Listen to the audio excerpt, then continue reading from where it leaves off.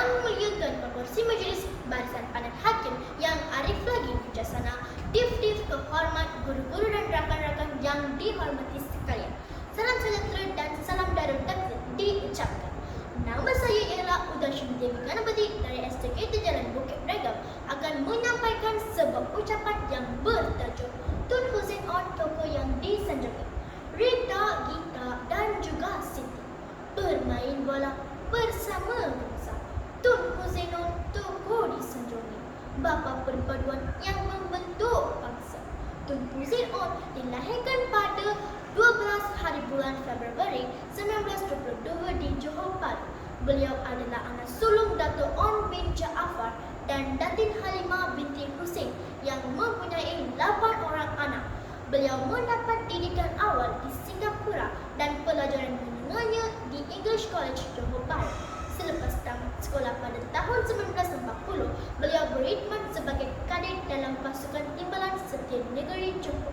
Pada awal tahun 1941, beliau dihantar ke Akademi Tentera di Dehradun, India dan menerima tauliah pada tahun 1942.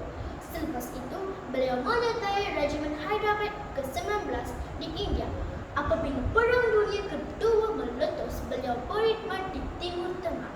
Setelah peperangan tamat, beliau dihantar ke India di bahagian perisik tentera di markas tentera New Delhi.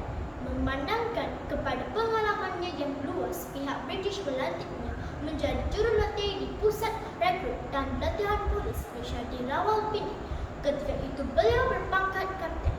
Beliau pulang ke Melaya pada tahun 1945 dan bertugas sebagai Komandan Polis Depot Johor Bahru. Selepas 6 bulan di dalam perkhidmatan tentera di Melaya, beliau memasuki perkhidmatan pentadbiran Melayu sebagai penolong pegawai pentadbir di daerah Segawat dan kemudian sebagai pegawai daerah di Kuala Selangor dan Kelang.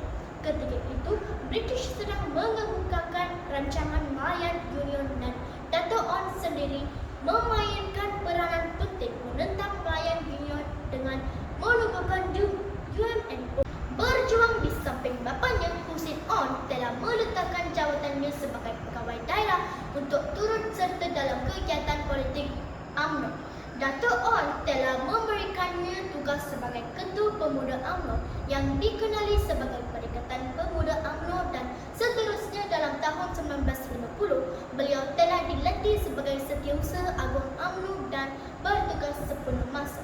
Beliau juga telah dilantik menjadi ahli Majlis Undangan Negeri Johor dan Majlis Undangan Persekutuan. Semasa daurat, beliau dilantik menjadi pegawai penjaga pasukan kawalan kampung di Johor.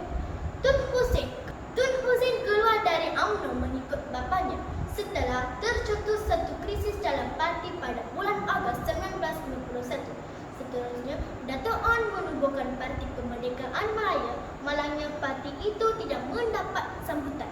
Sewaktu bersara dan politik, beliau telah pergi ke London untuk belajar undang-undang di Lincoln's Inn, England dan telah lulus sebagai seorang peguam pada tahun 1998. Pada tahun 1968, atas desakan Tun Abdul Razak, Hussein On kembali menyertai UMNO. Pada bulan Jun 1969, beliau dilantik menjadi ahli Majlis Kerana Tertinggi UMNO. Dan dalam tahun yang sama, beliau telah memenangi pilihan raya umum di kawasan Parlimen Johor Bahru Timur dan dilantik sebagai Menteri Pelajaran pada 22 September 1970. Sebagai Menteri Pelajaran, beliau telah menghadapi beberapa isu penting yang berkaitan dengan pelajaran, termasuk mengenai masalah kececeran di kalangan penuntut sekolah. Pada tahun 1972, Tun Hussein telah dipilih sebagai salah seorang naib Presiden UMNO.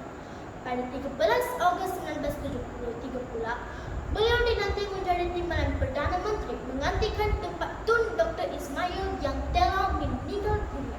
Pada 14 Januari 1976, Tun Hussein On menjadi Perdana Menteri Malaysia yang ketiga menggantikan Tun Abdul Razak yang juga telah meninggal dunia. Dalam tahun 1981, beliau menghadapi gangguan kesihatan dan telah pergi untuk mendapatkan rawatan di luar negeri. Walaupun rawatan itu berjaya, beliau merasakan keadaan kesihatannya tidak lagi membenarkan beliau untuk bergerak Oleh itu, beliau mengambil keputusan untuk bersalin. Dengan keputusan ini, pada 16 hari bulan Julai 1981, Tun Hussein Onn telah meletakkan jawatannya sebagai Perdana Menteri Malaysia. Beliau digantikan oleh Datuk Seri Dr. Mahathir Mohamad. Sejak bersalin dari politik, Tun Hussein Onn aktif pula dalam bidang sosial dan lain-lain membantu ke arah pembinaan negara. Tun Hussein Onn meninggal dunia pada 29 Mei 1990 di Institut Jantung Pusat Rawatan Seattle, San Francisco, Amerika Syarikat. Akhir kata, kita sebagai warga negara perlulah sentiasa mengenang jasa beliau dan tidak melupakannya bagai kacang melupakan kulit. Tiga sekawan mencari angsa. Angsa dijumpai di tepi payah. Bapa perpaduan pembina bangsa.